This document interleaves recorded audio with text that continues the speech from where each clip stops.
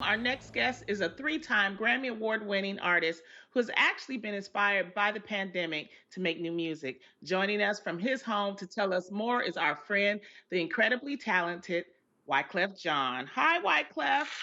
How y'all doing? Hey. Yeah. Wyclef, before we I know, start, virtual hugs, virtual hugs. we want to give you a hug because we want to give our condolences. We are so sorry about the passing of your family members from coronavirus. How is your family holding up? Well, it felt like a complete tsunami. First, I would say one of the most tragic news was probably my wife's uncle, who Oh. just got better. And he was in a hospital in Brooklyn, and he caught it from a nurse. And you see what I'm saying? And that's what took his life away. That was pretty tragic. That was insane. Then my uncle, who he found out that he had it, and in the course of 48 hours, I think, he passed away. Um, Oh, then my drummer, who used to drum for me, great guy, him and his brother, his mom had it, and she passed away. Then 3 days later, his dad had it, and then he passed away. Oh my gosh, losing both of your parents. Yeah, so then personally, all my friends like that are real good friends, I would say like at least three have had the virus and have been fighting it, and they all fine now. And one of them that I spoke to that said he had it was my engineer. So he basically lives in Brooklyn and he's fine. He ran marathons. The thing about it is when you like young with that kind of energy, literally like 7 or 8 days, you'll get over it. And I would say the only reason probably that me, my wife, my daughter have not really been affected, I really have to tell you the truth. I really think it's because we really have been in self isolation and Yes. literally, Speak on it. right? And when we Like you move, really put yourself on lockdown. yeah, we really put it on lockdown and we literally have the mindset of like military. So my daughter understands if she's going out, put on her mask, put on her gloves. My wife, she's like Mrs. Boot Camps. So, and it's so funny because my wife actually started wearing the mask and the gloves long before because she felt something, and now all of this has come to fruition. Right.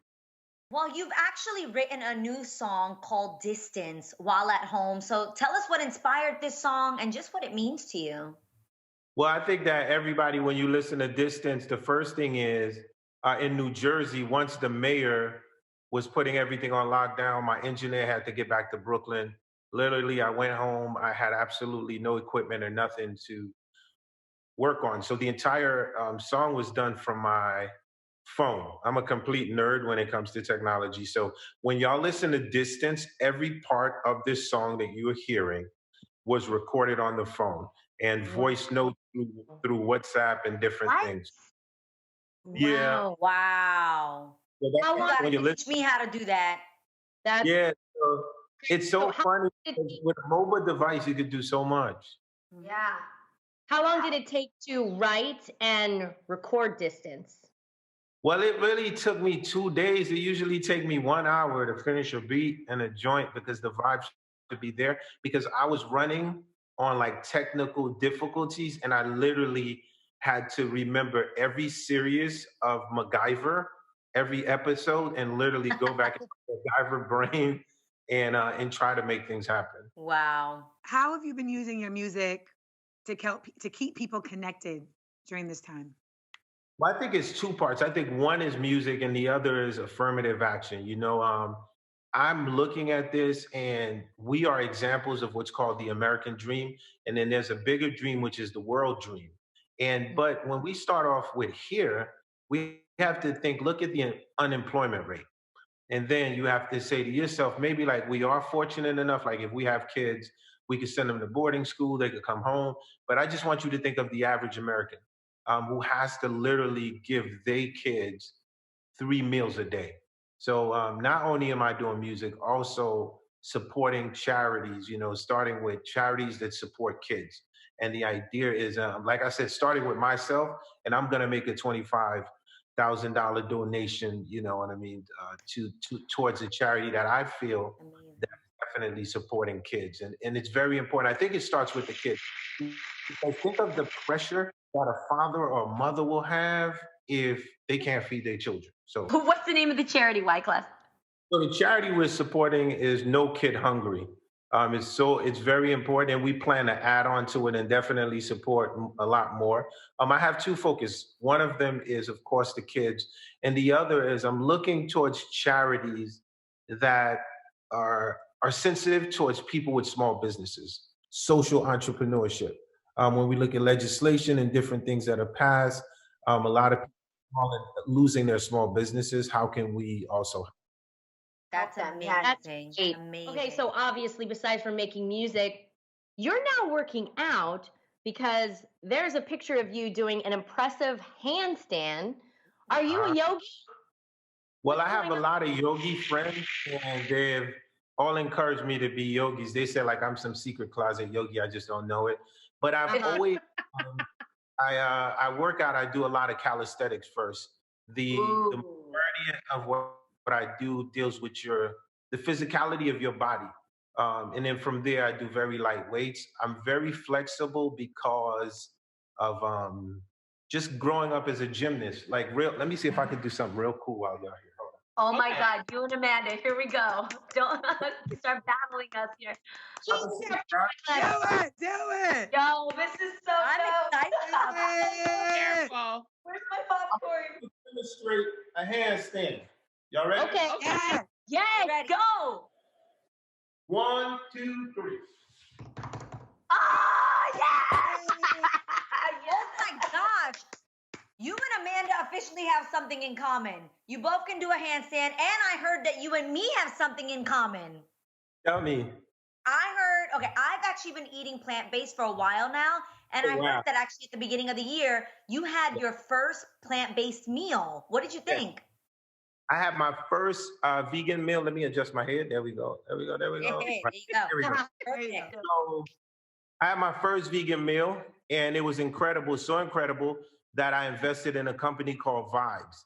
And I would say the funniest thing about this, the vegan meal, was I was working in the studio with these incredible battle rappers. I love battle rappers. These rappers named Arsenal, Yeah. Shotgun Shook, Nice. Tsunami Yeah. Surf. These young boys, and they're like, "Yo, Unc, So dope. you don't mess with no vegan dog. Can you get us something to really eat?"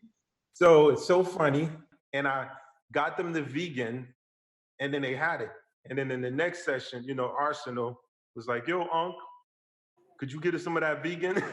Ah, you see? You get them hooked. You get them hooked. Definitely, I could feel me slowly making the transition. Is definitely incredible. Feel my whole body changing. But my wife's an incredible cook. She cooks everything. We're Haitian, but very, very conscious to the movement. So it was actually my first time trying this vegan food, and I loved it. Awesome. I love hearing that.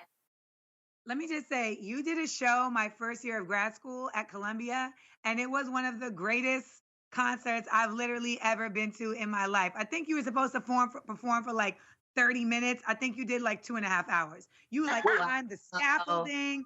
Y'all, he was. I remember it was Columbia, and I climbed the scaffold. Yes. Do you know the backstory of that? I was in the hospital. Weren't you in the hospital the day before or something? I was in the hospital, and they advised me like, "Yo, do not, like literally, you have to stay here in the hospital for another day." I literally took my joint off, and I was like, "Yo, I'm not disappointed. I got the kids in Columbia waiting for me." So literally, I came straight to the school from the hospital, still on the drugs, and started climbing scaffolds, and that's what I did for y'all. That is That incredible. is a Appreciate sick it. memory. Let me Wow. tell you, Wyclef, we just love you. You just so full of music. You've been celebrating 30 years in the music industry, and that's incredible. Congratulations. Now, Thank the you. question we have is of all the songs that you have written in your long career, which one are you most proud of? Well, first I said I ain't write my best song yet because I just turned 50. and Quincy Jones ain't find Michael Jackson until he was 53. So I think I have, you see what I'm saying? So I think like I have a hard, I'm looking for, the whole Michael thing right now. But thus far, I would say the song that gives me goosebumps is Whitney Houston, My Love Is Your Love. Oh, yes. That for me is So because good. I'm a church boy. So like being raised in the church and having the chance to write something and sitting back and watching, because I never got a chance to be in the studio with Aretha Franklin, right? So closest I got to was being in there with Whitney. And it was like just mind blowing. I'll never forget the session. It was incredible. Clive Davis, my godfather, gave me that call. And do you know what it feels like when you write a song for Whitney Houston and then you have to wait to get No, the I don't know. I don't know. And that's what's so mind blowing about this. No, we don't have any idea what it's like. So the song was pressure, but waiting for that phone call, you feel me? And then Clive was like, Whitney, and Whitney gets on the phone and she was like, I love it, baby. Man, let me tell you, that made my heart. And that session to me was incredible because I was advised that the session would not turn out good, right? Because at the end of the day, I had Whitney, I had a beautiful daughter, and I had Bobby Brown, all three of them in the studio. If Bobby Brown is watching this, it'll take him back into the memory. And what is so special when y'all listen to My Love Is Your Love? That's the only record ever of Whitney's in her entire history. That this record, you can hear her beautiful daughter. She's the one that says, Sing, mommy. I Yep. just sampled her voice because I was looking at the love in the relationship with them. And then I told Bobby, yo, you want to do some background? So I had Bobby do some backgrounds and I tucked it in real low. When you hear in the male vocals, that's Bobby Brown in the background and Whitney. And so for me, having that moment with that entire family, Yes. it's mind blowing still till today. Beautiful. Wow. Wow. I could just listen to you all day. Thank you so much for spending time with us. We're praying Thank, over you and your family. Okay, you guys continue to stay healthy out there. thank you so much. Bless Of y'all. course. Sending you so much love. Yes, and for everybody else at home, please do pick up a single Distance